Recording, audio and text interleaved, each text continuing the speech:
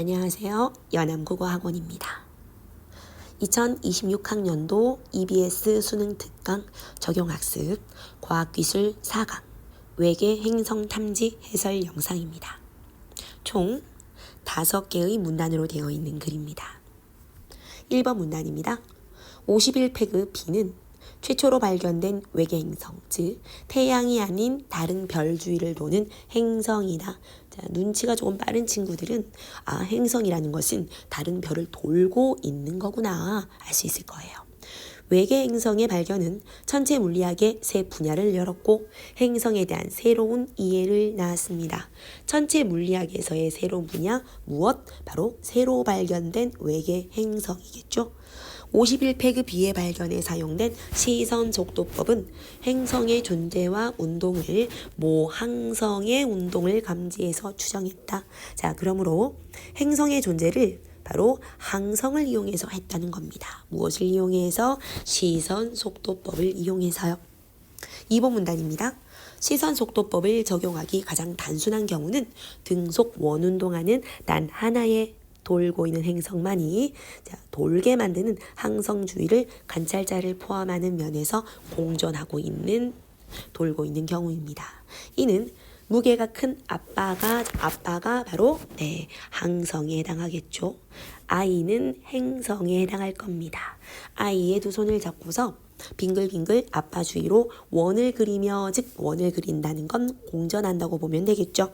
상황과 비슷하다. 이때 두 사람의 각각의 질량 중심이 개념을요, 여러분들이 어느 정도 수능 기출을 공부했던 친구들이라면 어디선가 들어본 듯해 라는 느낌이 좀 들 거예요. 불국어의 시작을 알렸던 2019학년도 수능 기억나십니까? 그때 뉴턴의 만류 인력이 나왔습니다. 자, 그때 천체 간, 행성 간의 서로를 당기는 힘, 즉 이 당기는 힘의 중심점, 질점이라는 개념이 나온 적이 있었거든요. 그 개념과 약간 유사하다고 생각하시면 돼요. 이 질량 중심이라는 말은 어떤 물체의 어떤 질량이 모여 있다고 생각되고 바깥에서 적용하는 외력이 그 질량의 특정 모든 모여 있는 질량의 특정 점에 작용하는 것. 자, 그런 작용할 수 있는 중심점을 질량 중심이라고 합니다. 질량 중심은 두 사람 전체의 질량 중심 주위에서, 이 두 사람 전체의 질량 중심은 뭔지 몰라요. 아마 예상컨대 두 사람 전체의 질량을 어느 무게라고 두었다면 그 무게의 중심이다 라고 생각하는 개념이에요. 질량 중심 부위에서 반지름이 일정한 원을 그리면서 같은 주기로 돕니다. 자, 질량 중심이라는 것은 이동을 할 수 있네요. 움직일 수 있는 원을 그리면서 주기로 돌고 있는 눈에 보이진 않지만 존재하는 중심점인가 봅니다. 이때 아빠와 아이 각각의 질량 중심은 합친 질량 중심이 있겠고 각각의 질량 중심이 있을 거예요. 두 사람 전체 질량 중심을 기준으로 서로 반대쪽에 위치하고 있다라는 겁니다. 쉽게 예를 들어서 아버지의 질량 중심, 아이의 질량 중심이 있는데, 자, 여기서 두 개의 질량 중심이 어딘가 있을 거예요. 자, 그런데 얘들이 서로 반대 관계에 위치하고 있다라는 겁니다. 즉, 전체 질량 중심을 기준으로 서로 반대쪽에 위치해 있는데 이게 대응한다는 말은 없어요. 같은 위치에 반대쪽에 있다라고 얘기한 적은 없습니다. 자, 또 새로운 얘기가 나옵니다. 아이의 질량 중심이 아빠의 질량 중심보다 두 사람의 전체 질량 중심으로부터 아이의 질량 중심이 더 멀리 위치한다 라고 보시면 되겠죠. 자, 선생님이 아까 그린 그림에서 아이의 질량 중심이 아빠의 질량 중심보다 중심으로부터 더 멀리 있다라고 그림으로 이해하시면 될 것 같습니다. 따라서 아이의 질량 중심은 큰 원을 그리며 두 사람 전체의 질량 중심 돌고 있다. 선생님이 잘 그리지는 못하지만 한번 대략적으로 그려보겠습니다. 왼쪽 편을 봐주세요. 돌고 싶은데요. 공간이 부족해요. 네. 원이 아니네요. 이렇게 돌고 있어요. 네, 방향은 모르겠습니다.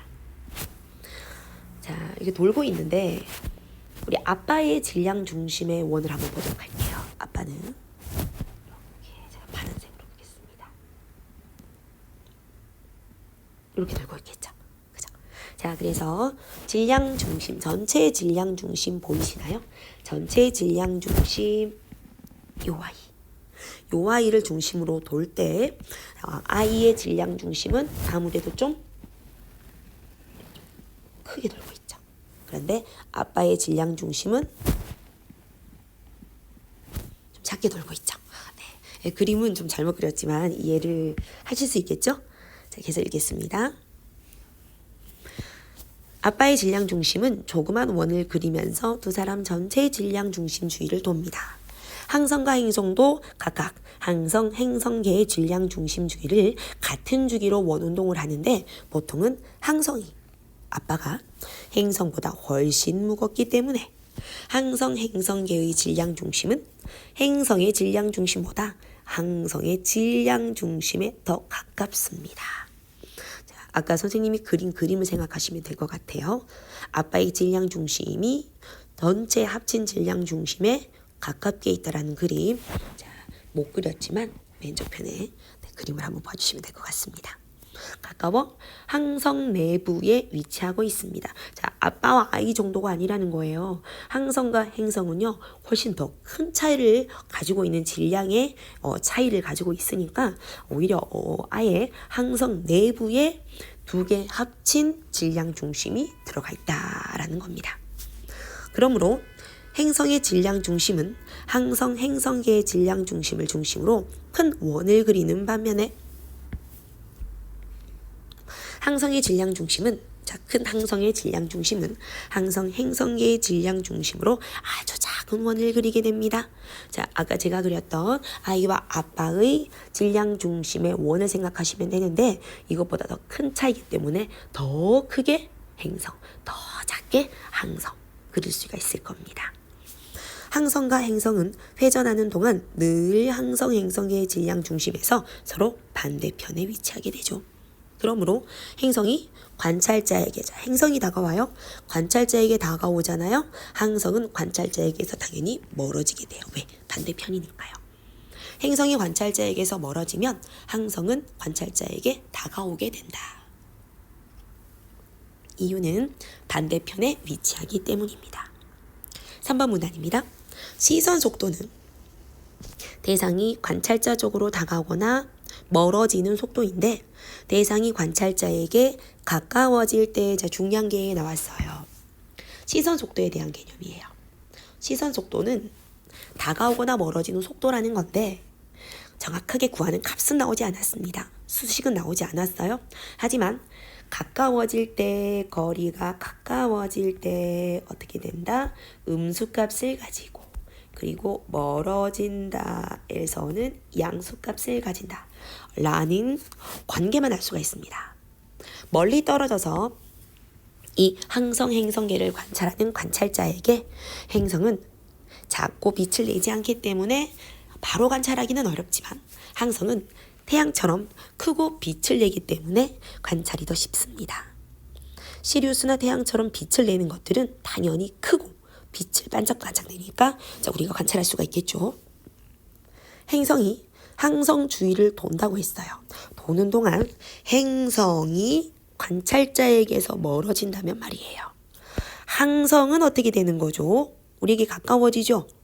반대 개념이니까 시선 속도는 음수를 가진다 말했습니다. 아까 말씀드렸거든요. 가까워지면 옆에 나와 있어요. 가까워지면 음수, 멀어지면 양수라고 말씀을 드렸습니다.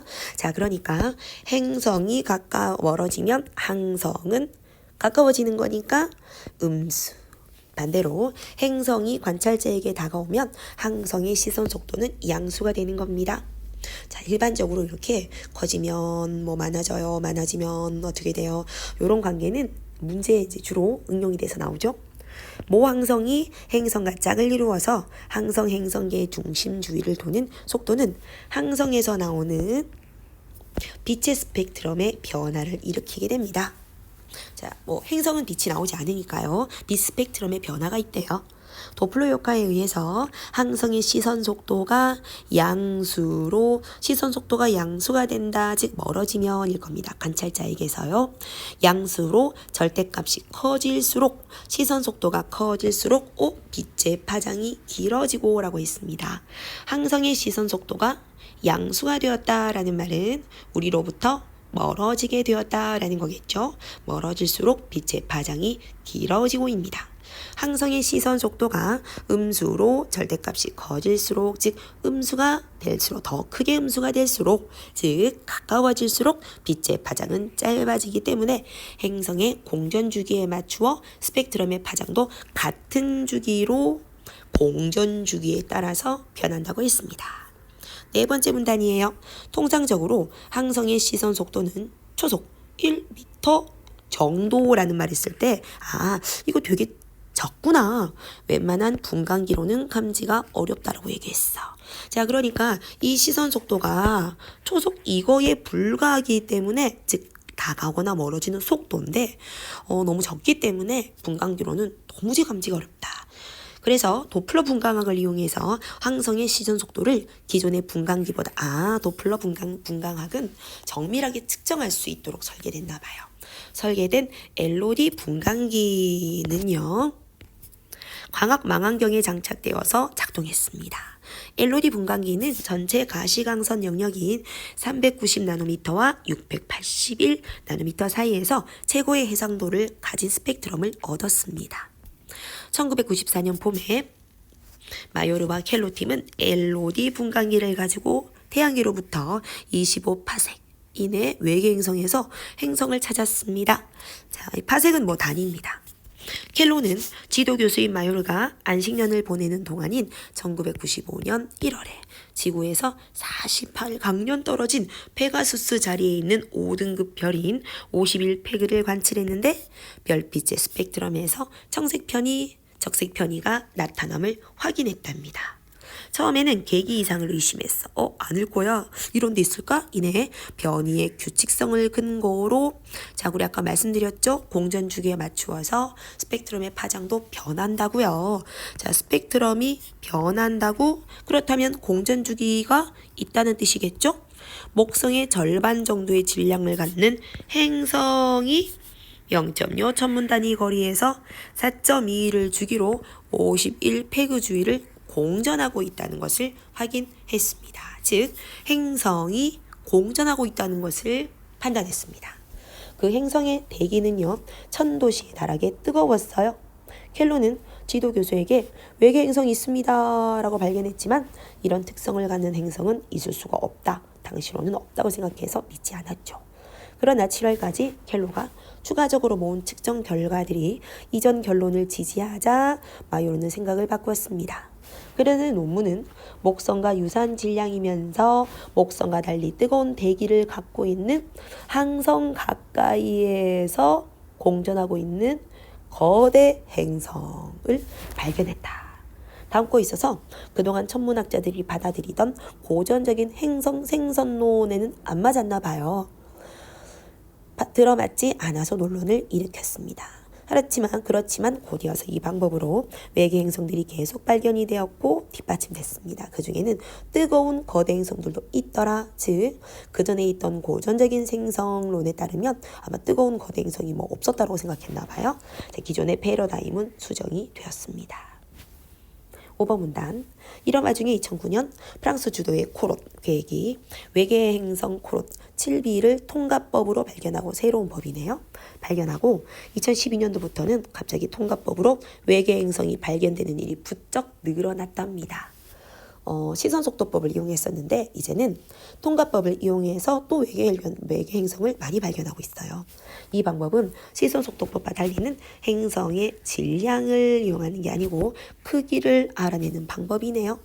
통과법은 행성이 항성의 앞면을 통과할 때 항성의 빛이 관찰자에 도달하는 양이 줄어든다. 자, 이 뒤에 문제랑도 연결이 되어 있거든요. 예를 들어서 여기에 항성이 있어요. 자, 여기에 행성이 있습니다. 자, 행성이 돌고 있죠. 공전하고 있어. 이쪽에도 있을 수 있겠죠? 자, 여기에 관찰자가 있습니다. 네. 거대 거인입니다.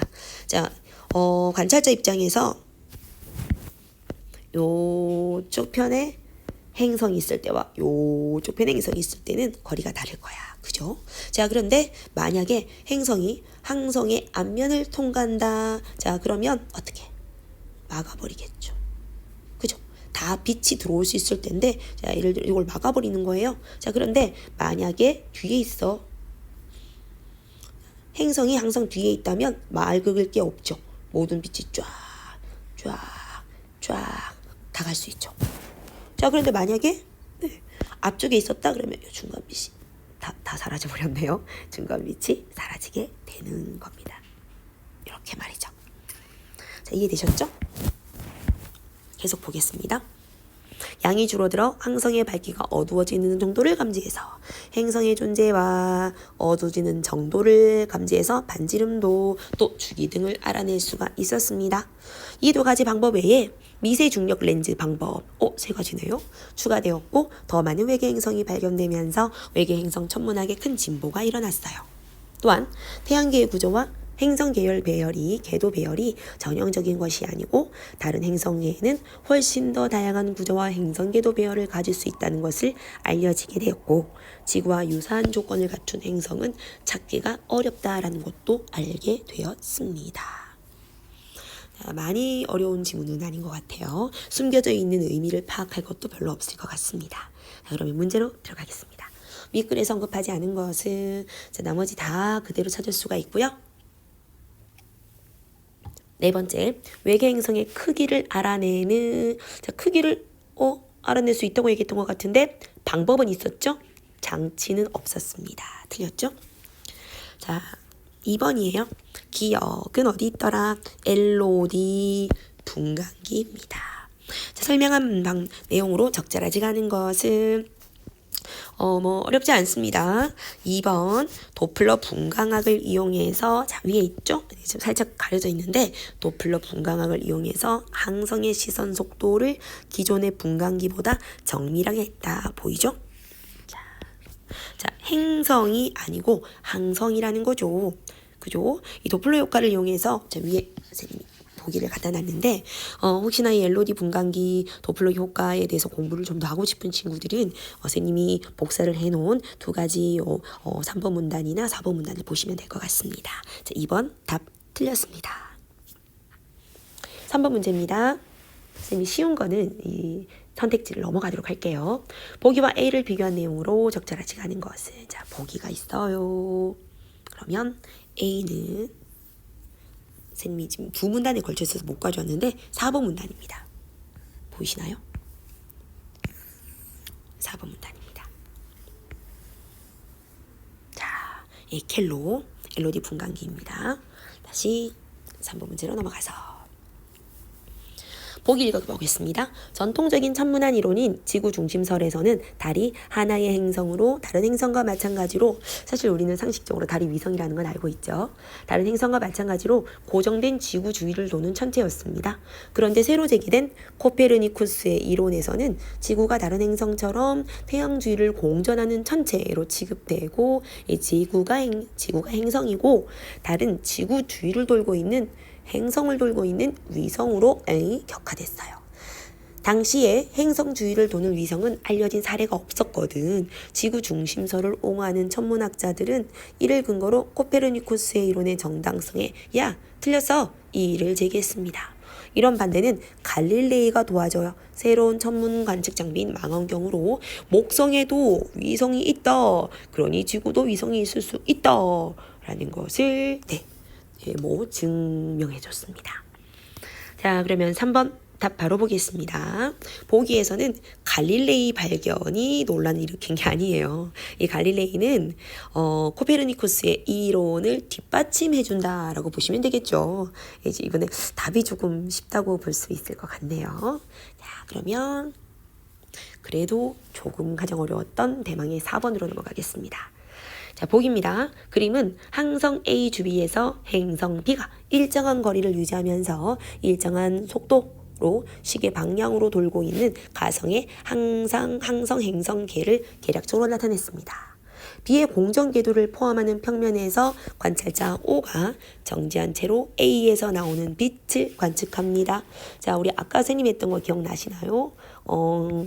그냥 우리가 직관적으로 보더라도 여기 돌고 있는 행성이 중간을 막고 있을 때는요, 아무래도 막고 있으니까 A에서 오는 빛이 막힌 부분을 제외하고 봤을 거예요. 그죠? 이렇게 막혔겠죠. 빛이 많이 못 왔을 것 같아요. 그죠? 자, 그런데 만약에 행성이 뒤에 있어. 그러면 뭐 항성에 나오는 빛이 다 올 수 있었겠죠. 자, 직관적으로 할 수가 있습니다. PQ는 B의 공전 궤도상의 두 점이고 PQO는 일직선상에 있습니다. 단 A의 질량이 B의 질량에 비해서 아주 커서 A의 질량 중심의 위치 변화는 그림에 나타나지 않았습니다. 다른 조건은 모두 무시할게요. 자, 1번입니다. B가 행성이 P에 접근할 때라고 돼 있죠. 자, P에 접근한다 라는 말은 P는 멀리 있다 라는 겁니다. 자, 그래서 관찰자로부터 멀 때, 그러면 A는요, O에서 멀어진다가 아니고 가까워지죠. 반대라고 얘기했잖아요. 그죠? 자, 2번입니다. B가 행성이 Q에 접근을 한다라는 말은 가까워질 때입니다. 가까워질 때 A의 시선 속도는, 자, 여기서 중요한 건 A의 시선 속도다. 행성이 가까워졌을 때 우리 지문이 나오네요. 자, 우리 아래에 있는 지문을 한번 읽어볼게요. 행성이 관찰자에게 가까이 다가오면, Q로 다가오면 항성은 관찰자에게서 멀어진다고 이야기되어 있습니다. 항성이 관찰자에게 멀어진다. 자, 그러면 그쵸? 멀어지게 된다면 아까 우리 멀면은 시선 속도는 어떻게 된다? 양수를 한다. 기억나시죠? 2번 답 쉬웠습니다. 자, 쉬웠어요. 3번. B가 Q에 접근할 때, 즉 가까워질 때 A에서, 즉 멀어지는 A에서 나오는 빛의 파장은 길어지죠. 그죠? A에서 나오는 빛의 파장. 자, 멀어졌을 때는 길어진다고 말했거든요. 지문에. 자, 4번입니다. B가 뒤에 있을 때, Q 앞에 있을 때보다는 A에서 도달하는 빛의 양이 많다. 아까 선생님이랑 해석 들어가기 전에 직관적으로 보았습니다. 자, 5번도 쉽습니다. 빛의 파장이 T의 주기로 변한다는 건 공전 주기도 T라는 것을 보여주죠. 같다고 이야기했거든요. 아까 마지막 문단에서 선생님이 조금 강조했었던 거 기억나시나요? 네. 자, 5번은 생략하도록 할게요. 어떤가요? 지문 많이 어렵진 않죠. 그죠? 우리 연암 친구들 다들 충분히 파악할 수 있습니다. 끝까지 화이팅입니다.